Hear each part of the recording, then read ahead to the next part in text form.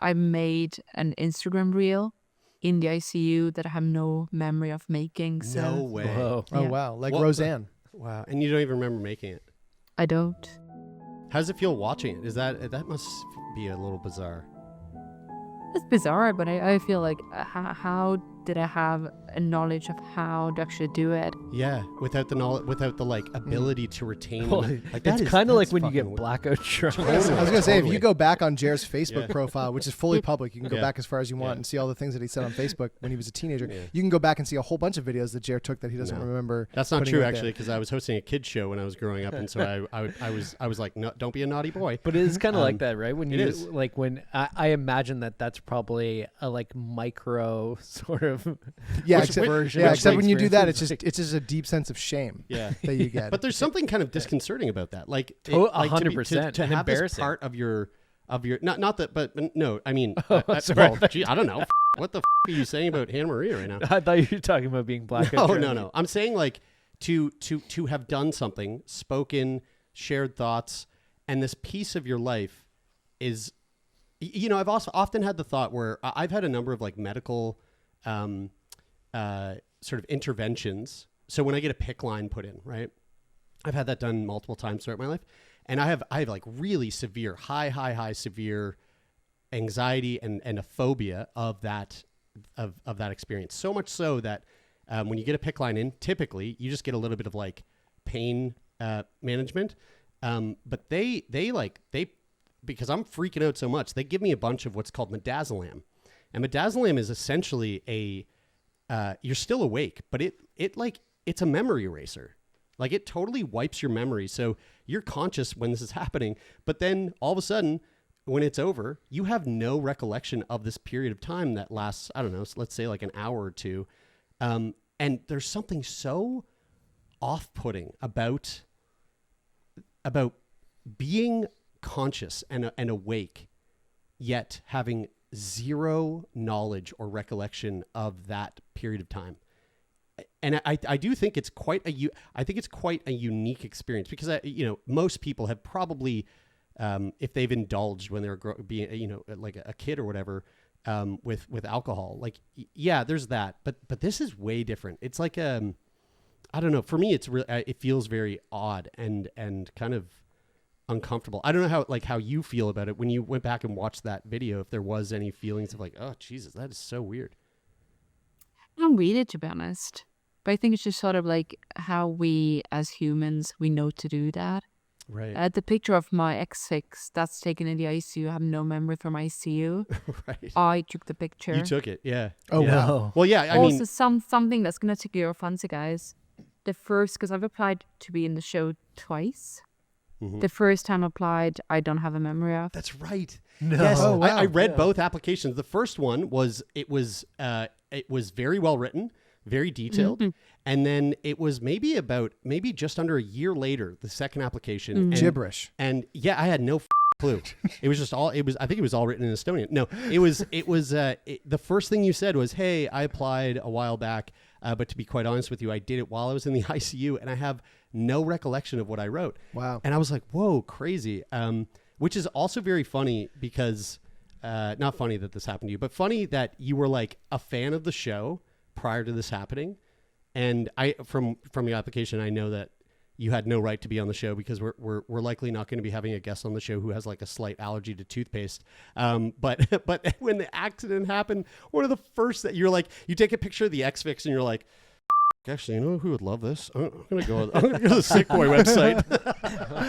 Like, how did I even like figure out how to apply? Don't ask That's me. Yeah, That's what's it's really not interesting. easy for people who aren't just fresh out of It's I don't it. know, really though, but- fascinating that you can, this version of you that you can't remember, you have no recollection of, has the capacity to like think of things that you like or use an app that you've used, but like just to be able to do something. It's like it reminds me of like if somebody tells you that you've been sleepwalking or that you were talking in your sleep and you're doing something and you're just like, how did I even know? How did I even know how to use my feet? It's by more like walking around when I was asleep. Taylor gets kicked out of the bar when he's blackout drunk, and then Hey, somehow no, finds no. a way to sneak back Hey. inside, and you're like, how How did he know? Yeah, because Yeah, alcohol stand- do that? Yeah, Because when he alcohol stands makes up you and very piss, sneaky. covers the bed and piss, and then No, no, lays no, back no, in no, it no, no, no. like a dog. No, no, Hannah Maria, I mean, just kind of fast forwarding here and to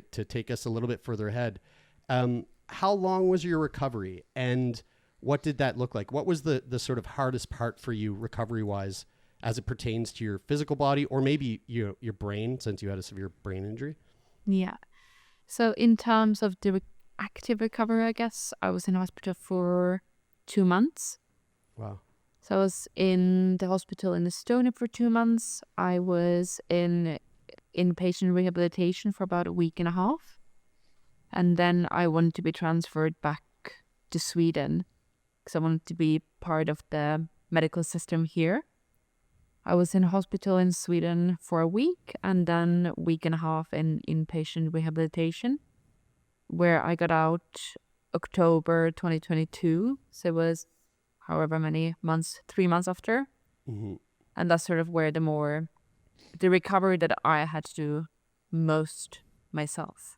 Yeah. It was mostly physical recovery because with my brain, they just waited for the blood to go away. And that was sort of it.